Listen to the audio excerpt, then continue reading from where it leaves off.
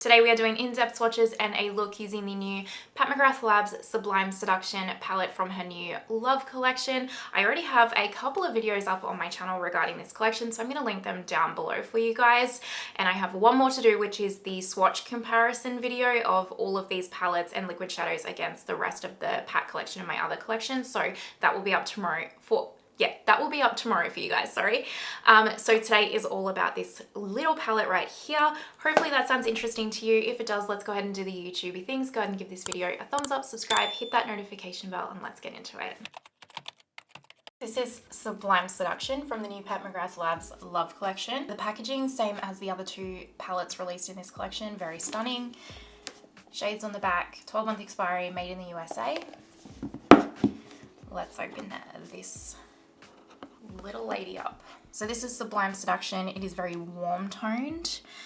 So if you are a warm tone, coppery, goldy eyeshadow wearer, then this is the one for you out of the three, that is for sure. Same price as the other ones, 106 Australian dollars individually. You can get them bundled.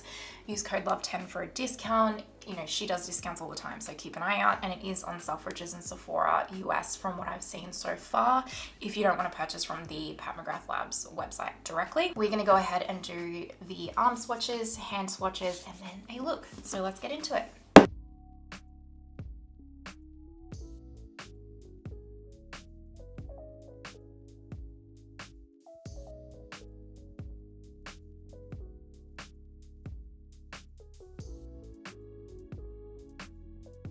First shade is Champagne Desire, our traditional champagne shade that Pat always pops into her palettes. I do understand why she does it, but I do wish, just because I pick up all of her palettes, that she would skip doing this shade, but I get it. I get why. This one is a lot more gold leaning than Iconic Infatuation. Now we have Peach Persuasion, which is one of these gorgeous mattes. If you've seen the other two videos that I've put up, yesterday I put up a video of Iconic Infatuation, and then I also have the initial review video, and I've just been raving about these mattes the whole time, and it's the same. Beautiful. Bronze Fantasy. This metallic doesn't feel as, I'm not saying it's going to perform, because look, it's swatching really molten and metallic, so there you go, but it felt almost like really densely, like hard packed into here and like gritty almost, but then there you go, it swatches out and it is like straight molten metallic. That is really pretty. If that's your kind of a tone, that's really pretty. Sable Seduction, a really quite lovely dark brown.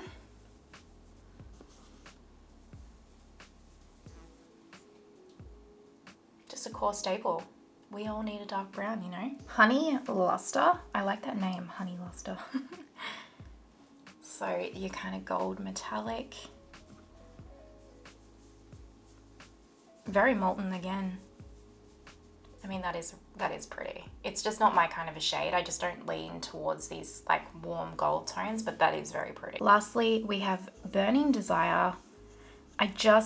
Again, I said this in yesterday's video, but the range of mattes that she's given us throughout these three motherships, like mini motherships, makes me so happy, because these are going to be so good to accompany all of the motherships, like this matte range that she's given us, at least in my little opinion. So that is all of the swatches of Sublime Seduction. Let's go ahead and create a look. I'm going to do my eyes first, but today I also filmed a review on the KVD Good Apple Serum Foundation, so that'll be up next week after these videos. So base is all done and everything. We're going to get stuck straight into this eye look. Here she is, this little beauty, this little warm tone beauty, which is kind of outside my comfort zone, if I'm honest with you, because I don't normally wear warm tones. So there you go. I'm going to take this Refa number 36 brush, which is one of their newer ones, and I'm going to dip into this peach matte to begin with. I'm going to kind of do it as like a one and done all over. I mean, we're not doing a one and done, but that's how I'm going to apply this, is what I'm trying to say here. I've never actually used this brush for a one and done, but I felt like it would probably, look at how intensely pigmented this brush applies these shadows. That's brilliant. Look how quick and easy that was. This brush is brilliant for that. And then I'm just going to turn it on its, I'm going to turn the brush on its side to blend it out, and it's doing a phenomenal job of that. The new brushes, like Refa released these two new brushes as a side note, the 33 and the 36 as like these new eyeshadow brushes. And at the time I was like, I don't think these are eyeshadow brushes, but I have to admit, especially this 33, it's become my all-time new favorite brush. I'm not even lying. It's just so easy to pack on a quick bit of shadow and then blend it out. I love it. The 36 did a good job at packing that on intensely though. I'm into that.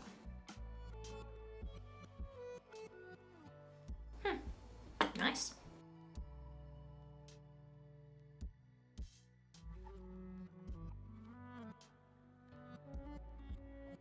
I'm just going in with that same color on a BK 203 and I'm just gonna run that underneath the lower lash line.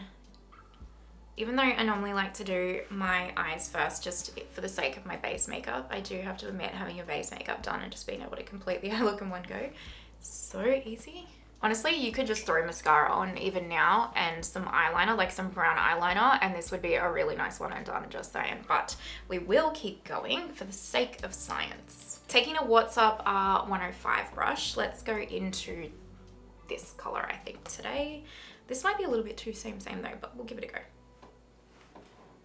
Just tapping on the outer corner here, just adding a little bit of dimension. I'm in a hurry because I'm late for work today, again. But I actually have to go into the office today, so I need to hurry. That really just blended into that other color, so that's fine. Before I add the dark brown, I'm not sure if I want to yet, I'm just gonna take my Pat Intensify stick and I will apply it on this eye only so that you can see with and without it. I am applying it pretty much to the whole eye because I'm going for like a copper smoky eye today. Actually, I know you want to see one eye and without the other, but I actually am going to put it on this eye because I'm doing this copper smoky eye, and regardless of what shadow I would use or if it was the Intensify stick or not, I would have put down a sticky base there regardless. And I feel like you can watch all my other videos to see like the performance of the metallics, like they're good metallics. Regardless of whether you use a sticky base, like an Intensify stick, a concealer, spray brush, put it on dry, it doesn't matter, they're good metallics, you know. I'm gonna take this one today, right here. This is a Delium Tools 773. I'm gonna pack this and tap it all over the lid and try not to get too much fallout. I don't actually want it to be crazy intense, but I do, you know, want it to be there. So it's like kind of like a wearable smoky copper eye. I actually adore that. That looks amazing.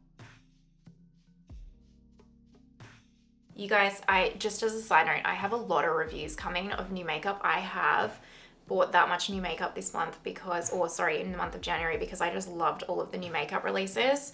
So I try not to do like heavy makeup reviews and new makeup because I don't want you guys to feel like you have to buy constantly new makeup, but I do have a lot. So just prepare yourself. There's a lot of new makeup coming your way, and I promise you it won't always be like that, and we'll get back to regular like normal programming, but just be warned. I'm sorry. Sorry, not sorry, because I actually have loved new makeup releases this month, which is exciting. I take them while I can. Okay, that's looking freaking brilliant if you ask me. Don't you think that looks nice? I do. Just taking that same What's Up Beauty brush that we had before, and I'm just gonna dip into a touch of this dark brown, not much at all. Just tap this really lightly. I like to deepen my outer corner. It just helps lift my little downturned eyes, I find. You don't have to do this step if you don't want to. This isn't a structured look, it's not a neat look. I'm actually doing this in a rush in real time how I would normally do it. This is that Refa 33 just to buff this out.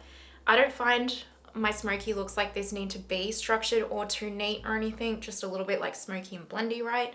And because I have hooded eyes, it might not look like to you guys in camera, but in real life, like it really does hide most of my lids. So I find like especially when I'm in a rush, I can be a little bit messier with my eye looks and no one's gonna know. It's like that TikTok meme, like, who's gonna know? No one's gonna know. Just an itty bitty brush. This is a Refa 23. I'm just taking a little bit of that dark brown again, just like a little bit close to the lower lash line here, not a lot. This is just a little domed brush, and we're gonna dip into this champagne shade for the inner corner. A little bit in here, swoop it up. A little bit in here, swoop it up. Brow bone. Perfect. I'm just gonna tight line my top lashes with the Victoria Beckham Cocoa Liner, and I'm just gonna put the brightening pencil from Victoria Beckham in the lower lash line. Or not the lash line, sorry, the lower waterline. I'm gonna put my Tower 28 mascara on. Look how quick and easy this look has been. I've been filming this look for 9 minutes and it's already pretty much done. And that's with me talking and yabbering away.